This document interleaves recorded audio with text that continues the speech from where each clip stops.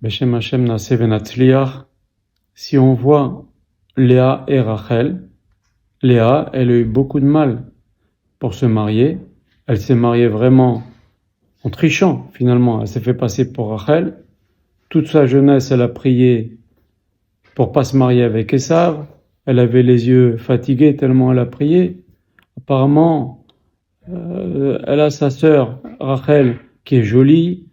Elle a un homme extraordinaire, Yaakov, qui veut travailler 7 ans pour elle. Elle apparemment, elle est très mal partie dans la vie, cette Léa. Elle est obligée de se faire passer pour Rachel pour se marier. Yaakov lui en veut. La Torah nous dit qu'elle était moins aimée que Rachel. La Torah appelle ça Haïm. En vérité, elle n'était pas vraiment Haïm, mais par rapport à Rachel, Yaakov aimait beaucoup plus Rachel que Léa. Donc on peut se dire que cette Léa, elle est mal partie dans la vie. C'est pas facile pour elle.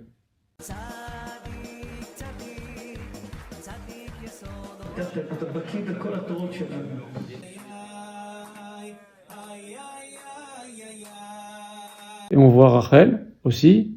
Elle est super, elle est jolie, elle a un mari qui l'aime, qui peut travailler 7 ans pour se marier avec elle, et encore 7 ans pour vraiment se marier avec elle, puisque les premières 7 ans finalement, il a eu Léa.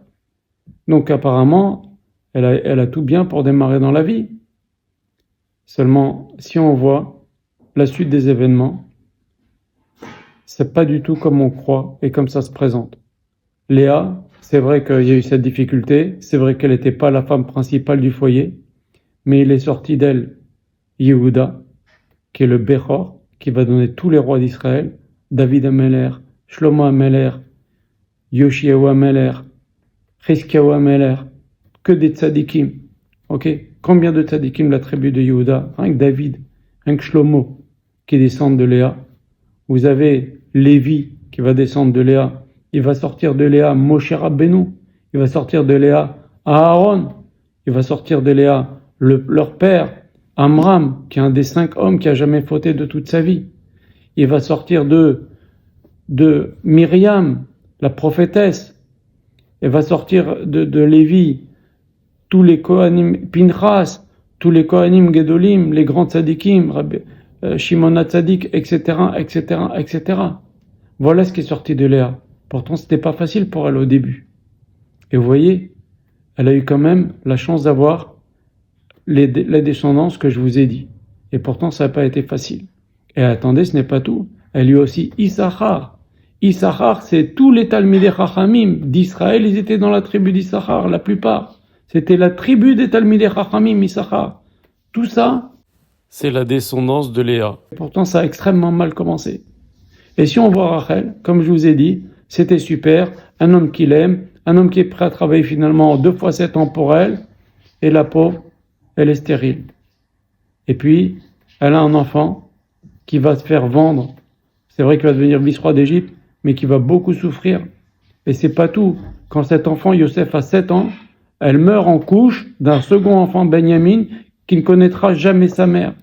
Donc apparemment, ces 2 jeunes filles, on voit que l'une, ça a l'air d'être très difficile, elle se marie à l'arrache, en triche, et l'autre, on veut se marier avec elle, et finalement, on voit que Léa, c'est vrai qu'elle a eu beaucoup de difficultés, mais elle a gagné beaucoup, elle a eu beaucoup de mérite derrière.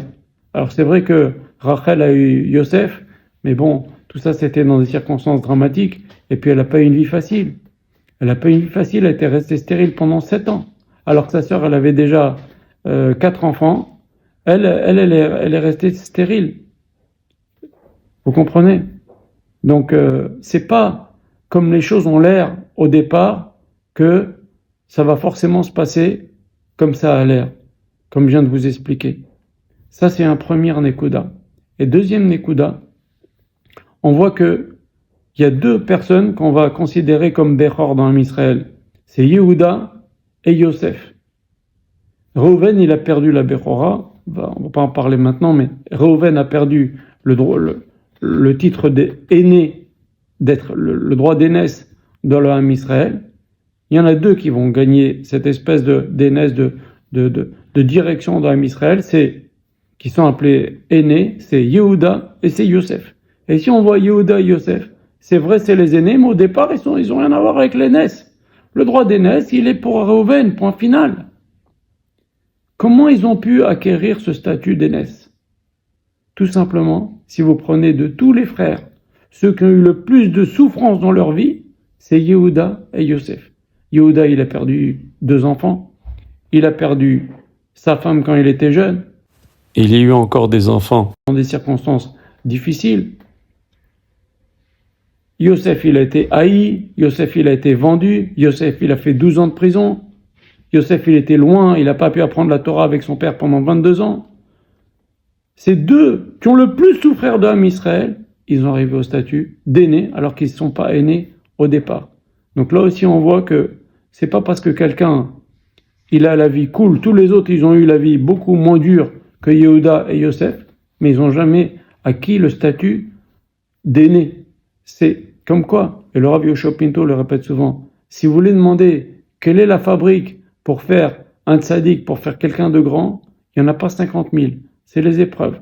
Regardez Léa, elle a eu des épreuves, elle a eu des difficultés, regardez ce qui est sorti d'elle.